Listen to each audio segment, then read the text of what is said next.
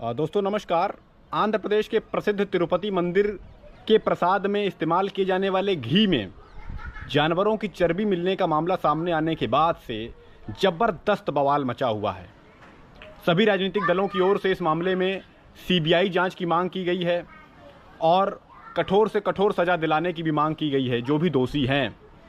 हमें समझना ज़रूरी है दोस्तों कि ये इस मामले की जड़ कहाँ होती है। ये अपराधी इस कदर इनका हौसला कैसे बढ़ जाता है कि ये मंदिरों के प्रसाद में मांस मिलाने लग जाते हैं कि जो घी इस्तेमाल होता है वहाँ के प्रसाद में उसमें ये मांस मिलाने लग जाते हैं। कई जानवरों का मांस मिला देते हैं, सूअर की चर्बी मिला देते हैं। ये इनके हौसले बढ़ क्यों जाते हैं, समझना ये ज़रूरी है। बेस क्या है, what is the base of this issue. दोस्तों समझना ज़रूरी है कि कुछ दिनों पहले ये खबर सामने आई थी कानपुर से, जहाँ अशोक और गोल्डी जैसी नामचीन कंपनियों के सब्जी मसालों में कीड़े मिलने की पुष्टि हुई थी।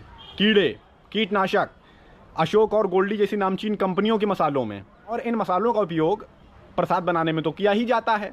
हम जो सब्जी बनाते हैं, जो तरह तरह की जो चीज़ें बनाते हैं, जो भी खाद्य सामग्रियां बनाते हैं भगवान को चढ़ाने के लिए प्रसाद के तौर पर, तो क्या उनमें इन मसालों का उपयोग नहीं किया जाता? बिल्कुल किया जाता है। तो देखो उसके बाद क्या इस तरीके का बवाल सामने आया था? क्या किसी ने आवाज़ उठाई थी?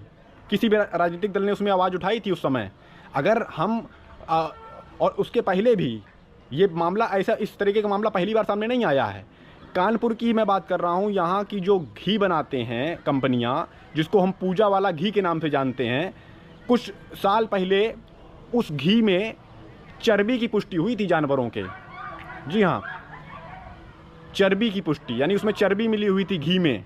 क्या उस समय ऐसी कोई कार्रवाई सामने आई हुई थी? क्या उन कंपनियों पर इस तरीके की कोई कार्रवाई हुई थी? क्या वो घी का उपयोग प्रसाद बनाने में नहीं किया जाता है?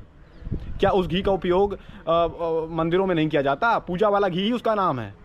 क्या उस समय इस तरीके का बवाल सामने आया था? तो हम बढ़ावा तो बहुत हम लोगों ने पहले से दे दिया है ना, हमारी संस्थाओं ने, हमारे अधिकारियों ने, हमारी सरकारों ने, कि जब हम अपराधियों को इस तरीके से बढ़ावा पहले से ही दे देंगे तो फिर भाई इस तरीके का तो वो कांड कर ही देंगे।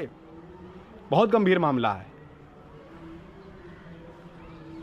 समस्या को पनपने से पहले ही ख़त्म करना चाहिए, तब वो समस्या जो है गहरी नहीं हो पाती है। धन्यवाद।